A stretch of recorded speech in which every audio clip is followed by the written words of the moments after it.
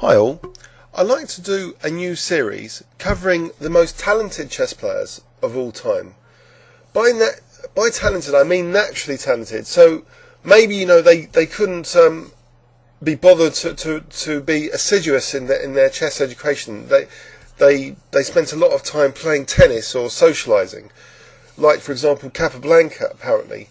He wasn't as conscientious as say Alekhine. So who are these most talented players of all time?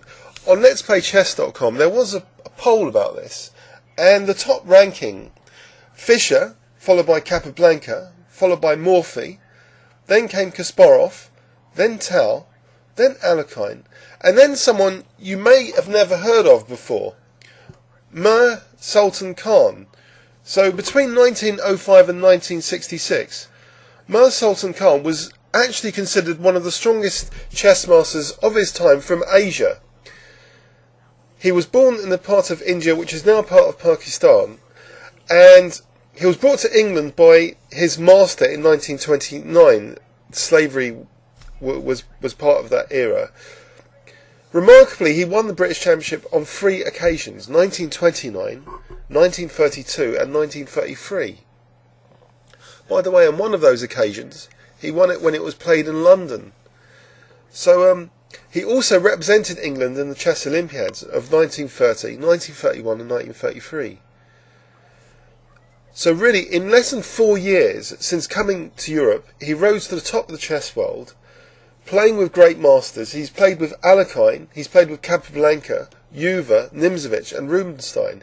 In fact, he has a plus record also against Marshall and Tartakower. I'm going to show you now his most famous victory, which was against Capablanca. So playing white, he played knight f3, and after knight f6 he played d4. So we have here a quiet opening, unassuming, and after c4 Capablanca played bishop b7, and after knight c3 now Capablanca played e6. So we have a kind of Nimzo Indian, Queen's Indian hybrid.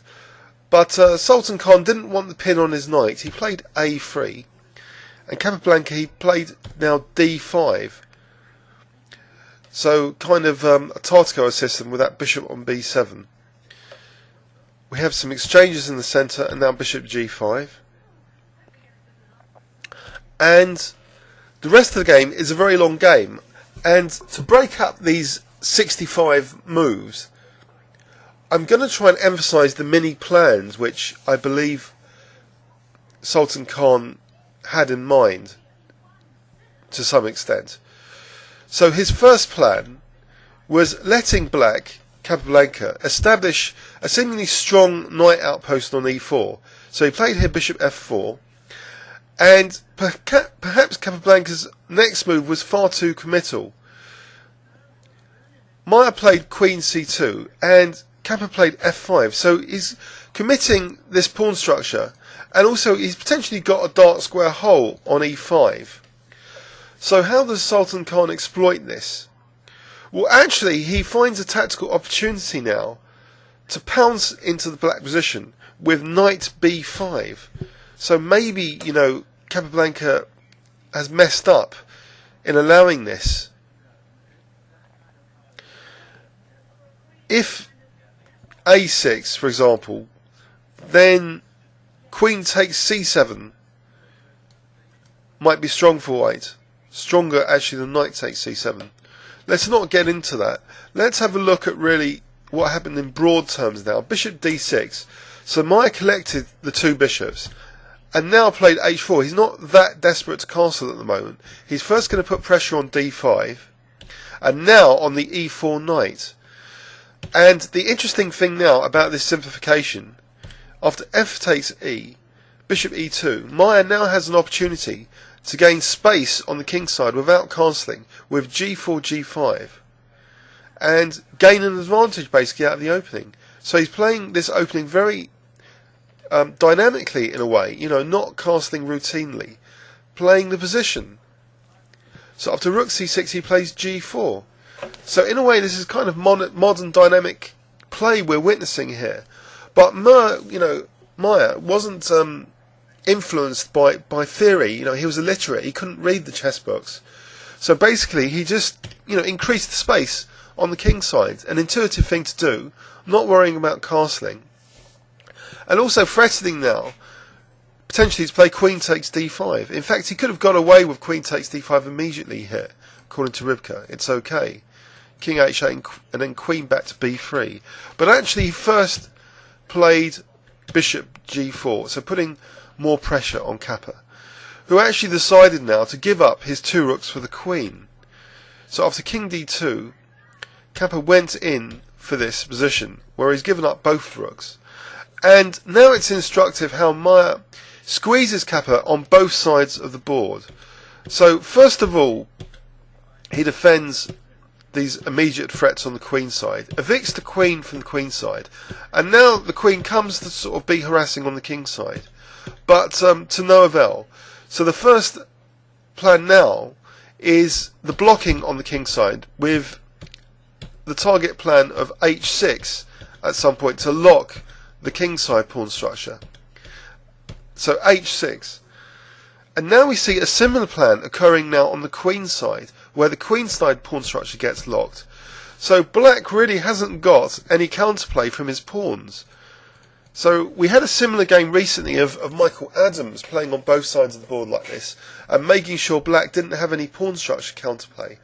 So Adams and Sulthan Khan have got that in common. They've locked down the opponent's counterplay. So now how does Maya break into Kappa's position? Well, the c6 square is going to be used as an entry point soon, as we'll see. So bishop g3 first, and now bishop f4. So everything's safeguarded now. There's no real easy points of attack. The knight's heavily restricted. The bishop's also hemmed in. So Capablanca all he can do is wait now in this position. It's pretty dire. And Sulthan Khan relentlessly just improves his position. He's not worried about queen takes f2, by the way. If queen takes f2, then bishop g4, so attacking the queen and also threatening rook c8. So say queen h4. Now actually, is rook c8 the threat here? Ribka actually prefers, in this position, just trapping the queen, just rook g1. So forget rook c8, just rook g1 here. And now the threat is just rook h2, checkmating the queen. Someone had asked me about that recently, attacking the queen, so there you are. You can sometimes aim to checkmate the opponent's queen, and this is an example. Bishop g4. So Capablanca couldn't take on f2. He played queen h3. So he's still waiting now, helplessly, as Sulthan Khan just relentlessly improves his position, deciding which way he's going to go. In fact, on the last move we've just seen, Capablanca retreated the bishop now, allowing this rook c6. So why did he do that? The position's getting a bit hopeless. What if, you know, Kappa just played queen h4, you might ask?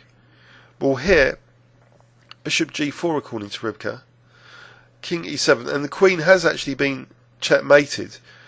So in a way, f3, e takes, and now rook h2 potentially is strong. No, not quite, because of f2. But here, bishop takes f3 instead. So rook h1 is the threat now to checkmate the black queen. So anyway, so Capablanca had got desperate, and he had played finally this concession of bishop c8. So allowing that entry of rook c6. And after this entry, this pawn in particular is a losing liability. So we see now that after the b6 pawn is picked up, it's really the end of the game. In fact, sacrificing the g pawn meant that white has distracted the black queen to a hopeless square, and now can start marching his b pawn. After this bishop b5, there's also threats now potentially of rook d7 if the knight ever leaves f6. And here, Capablanca had had enough. An example continuation, let's say king e7. Then rook a8, and now the threat is b7 and b8 queening. So say knight d7, b7. It's just all over, it's just hopeless. The pawn will queen. So Capablanca really wasn't given much of a chance here against his very talented rival. He described Sulthan Khan actually as a genius, so he had a lot of respect, Capablanca, for his opponent. Basically, Capablanca was positionally and tactically outgunned in this game. It does raise the question, if his games are looked at, maybe it would reveal he is definitely a contender for one of the most talented players that ever played the game. He couldn't read any of the chess books. So it'll be fascinating perhaps to look at his games, especially those people that can't be bothered to learn lots of opening theory, and try and maybe emulate his openings and positional ideas. I hope you enjoyed this video, and please leave any comments on YouTube. Thanks very much.